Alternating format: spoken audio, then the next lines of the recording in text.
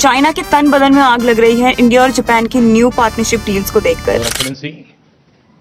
और मेरी छोटी बहन प्रधानमंत्री ताकाइची जी, दोनों देशों के delegates, Together with my bigger brother, Prime Minister Modi, I will lead the India-Japan relations going forward to a new phase.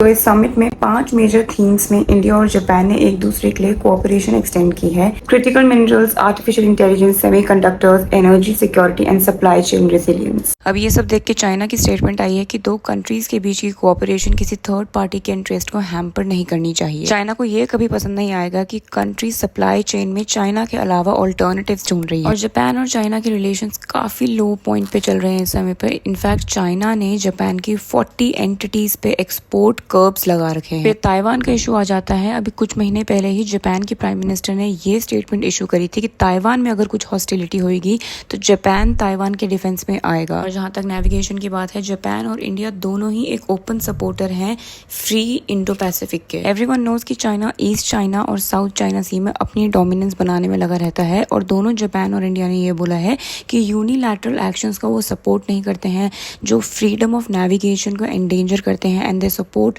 Open and free navigation. Japan और इंडिया को प्रोड्यूस कर रहे हैं यूनिकॉर्न नेवल रेडियो एंटीना और दोनों देशों के बीच में फ्रीक्वेंट मिलिट्री एक्सरसाइज भी हमको देखने को मिली है। तो चाइना ऐसा देश है जो यूनिलैटरल एक्शंस में और मोनोपोली में विश्वास रखता है और दो ऐसी एशियन पावर्स जो इतनी सटली चाइना को चैलेंज कर रही है तो चाइना थ्रेटन फील तो करेगा ही।